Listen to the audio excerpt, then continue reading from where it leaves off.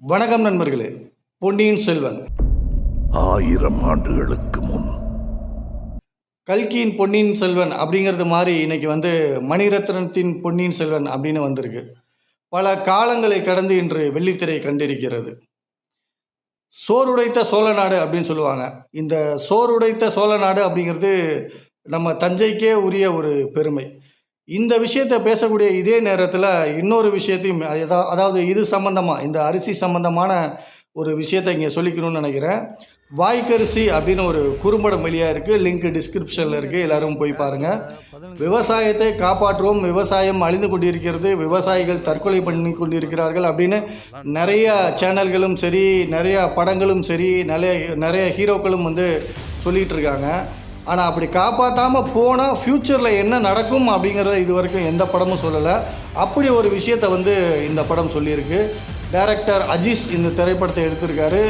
ரொம்ப ஒரு முற்போக்கான சிந்தனையாக இது இருக்குது. ஃப்யூச்சரில் என்ன நடக்குன்றத இந்த வயசில் ஒரு இளைஞன் இப்படி யோசிச்சிருக்கான் அப்படிங்கிறது ஒரு மிகப்பெரிய விஷயம். படம் ரொம்பவே சூப்பராக வந்திருக்கு. 2 அவார்டுகள் வாங்கியிருக்கு இந்த படம். நேற்று வெளியாக இருக்கிறது இந்த படம். நான் ஏற்கனவே ட்ரெய்லர் பார்த்துருக்கேன். நானுமே அந்த படத்தில் நடிச்சிருக்கேன்.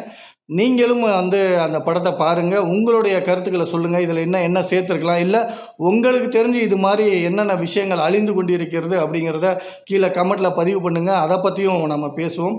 ஒரு மிகச்சிறந்த படம், 2 விருதுகளை வென்ற ஒரு படம். லிங்க் டிஸ்கிரிப்ஷனில் இருக்குது, மறக்காமல் பாருங்கள். பொன்னியின் செல்வன் கல்கி எழுதிய ஒரு நாவல். ஆனால் இன்றைக்கி கிட்டத்தட்ட 99% யாருமே இந்த நாவல்கள் படிக்கிறது இல்லை. ஏன்னா நம்ம எல்லாத்துக்குமே செல்ஃபோனை தைக்கிறதுக்கே நேரம் சரியாக இருக்குது. ஆனால் இந்த பொன்னியின் செல்வனை நம்ம ஏன் படிக்கணும், ஏன் தெரிஞ்சுக்கணும் அப்படின்னா, இது தமிழரோட ஒரு வரலாறு. ஆனால் அதை இன்றைக்கி இருக்க இளைஞர்கள் தேடி பார்க்க போகிறதில்ல. ஏன்னா இன்றைக்கி அதை விட நிறைய விஷயங்களை தேடிக்கிட்டு இருக்காங்க.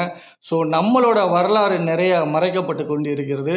அப்படி இருக்கும்போது இன்றைய இளைஞர்களுக்கு இந்த மாதிரி திரைவழி மூலமாக, திரைப்படங்கள் மூலமாக நமது வரலாறை கொண்டு சேர்ப்பது அப்படிங்கிறது வரவேற்கத்தக்க வேண்டிய ஒன்று. அதற்கு மணிரத்னம் அவர்கள் எடுத்த முயற்சிக்கு நாம் எல்லாருமே வாழ்த்துக்களையும் நன்றிகளையும் சொல்லிக்கணும். தமிழர் வரலாற்றில் கலந்த இந்த சோழர்கள் கதையை பற்றி தெரிஞ்சுக்கணும் அப்படின்னா, பொன்னியின் செல்வன் படம் நமக்கு முழுசாக புரியணும் அப்படின்னா, இதில் ஒரு 8 கேரக்டர்ஸை பற்றி நம்ம முழுசாக தெரிஞ்சுக்கணும். அவங்களோட வலிமை என்ன, அவர்கள் யார், சோழ தேசத்தில் அவங்க எப்படி இருந்தாங்க, யாருக்கு என்னென்ன உதவி செஞ்சாங்க, யார் என்னென்ன சூழ்ச்சி செஞ்சாங்க அப்படிங்கிறத நாம் தெரிஞ்சுக்கிட்டால் தான் இதை முழுசாக நம்மளால் புரிஞ்சுக்க முடியும். அப்படியாப்பட்ட அந்த 8 கேரக்டர்களோட வாழ்வினத்தை தான் நம்ம இப்போ பார்க்க போகிறோம்.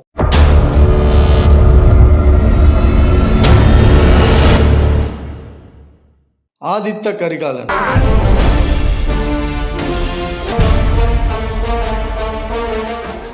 சுந்தர சோழனின் மூத்த மகன், சோழ தேசத்து முடி இளவரசன்.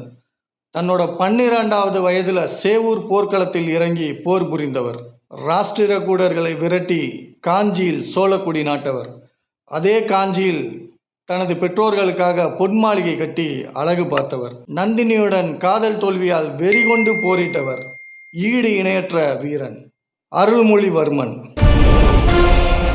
நான் சோழ நாட்டின் காவலன், சோழ மக்களின் வேலைக்காரன். அருள்மொழிவர்மன் சுந்தர சோழனின் இளைய மகன். பொன்னியின் செல்வன் என்ற பெயருக்கு சொந்தக்காரர். சோழ தேசத்து தென் திசை படைக்கு தளபதி. பின்னாளில் ராஜராஜ சோழனாக முடிசூடி கொள்பவர். சோழ தேசத்து மக்களின் செல்லப்பிள்ளை. குந்தவியின் சொல்லை மீறாதவர். அனுராதாபுரத்தில் இருந்த 5ஆம் மகிந்தனை போரில் தோற்கடித்து பதுங்கி வாழ வைத்தவர். யானைகளை கையாள்வதில் நிபுணர். கலை, இலக்கியம், கட்டடக்கலை போன்றவற்றில் ஆர்வம் கொண்டவர். சிறந்த போர் வீரன் வந்தியத்தேவன். நான் ஆதித்த கரிகாலரின் நண்பன், வல்லவரையன் வந்தியத்தேவன்.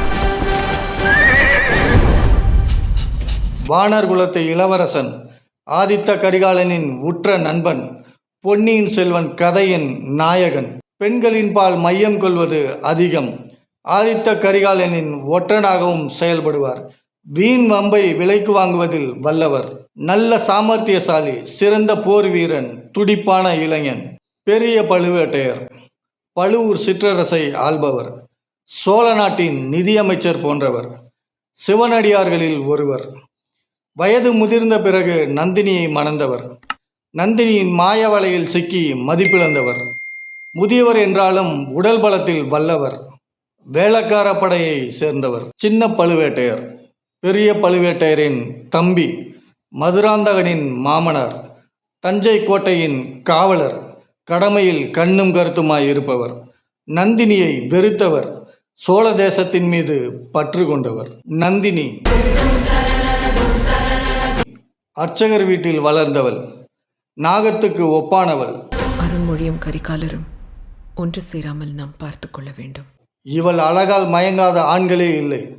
சிறந்த அறிவாளி, சோழர்களுக்கு எதிரான சூழ்ச்சிகள் சதிகளில் மூளையாக செயல்படுபவள். ஆதித்த கரிகாலனின் முன்னாள் காதலி, பெரிய பழுவேட்டையரின் மனைவி, சூழ்நிலையால் வஞ்சிக்கப்பட்டவள். குந்தவை சுந்தர சோழனின் மகள். அங்கே என் தம்பி அருண்மொழியை பார்த்து அவனை என்னிடம் அழைத்து வர வேண்டும். அரசியல் ஞானம் மிக்கவர், இளைய பிராட்டி எனும் பேர் கொண்டு அழைக்கப்படுபவர். சோழர்களின் அரச குடும்பத்திலேயே மிகவும் புத்திசாலி. சிற்றரசுகளின் பேரரசுகளின் மரியாதைக்குரியவர். பேரழகி. ராஜராஜ சோழன் ஆண்ட காலத்தில் அவருக்கே ஆலோசனை வழங்கியவர். தனது சொந்த நிலமானிய வருமானத்தில் மக்களுக்காக மருத்துவமனை கட்டியவர். பூங்குழலி கோடியக்கரையை சேர்ந்தவர். கலங்கரை விளக்கத்தின் காவலாளி, தியாகவிடங்கரின் மகள். படகு ஓட்டுவதில் வல்லவர். சமுத்திரகுமாரி என்ற பட்டப்பெயர் கொண்டவர். தனிமை விரும்பி, உடல் வலிமையும் மன வலிமையும் மிக்கவர். யாருக்கும் அடிபணியாதவர். இந்த 8 கேரக்டர்ஸ்குள்ளே நடக்கக்கூடிய சதுரங்க வேட்டை தான் இந்த பொன்னியின் செல்வன். ஒரு பக்கம் ஆதித்த கரிகாலனோட முன்னாள் காதலியான நந்தினி, மிகவும் அறிவு கூர்மை உள்ளவர், மிகவும் புத்திசாலி. இன்னொரு பக்கம் சோழ தேசத்து குந்தவை, அரசியல் ஞானம் கொண்டவங்க, ரொம்பவே அவங்களும் மிகப்பெரிய ஒரு புத்திசாலி. இன்னொரு பக்கம் ஆதித்த கரிகாலனோட உற்ற நண்பனான வந்தியத்தேவன். குந்தவை, வந்தியத்தேவன் இவங்களெல்லாம் தாண்டி நந்தினி ஆதித்த கரிகாலனை பழி வாங்கினாங்களா? சோழ நாட்டை என்ன செஞ்சாங்க? அருள்மொழிவர்மன் முடிசூடினாரா? அவர் என்ன ஆனார்? அப்படிங்கிறதா இந்த படத்தோட கதை. இந்த படத்தோட முழு விமர்சனத்தோட மீண்டும் உங்களை சந்திக்கிறேன். நன்றி.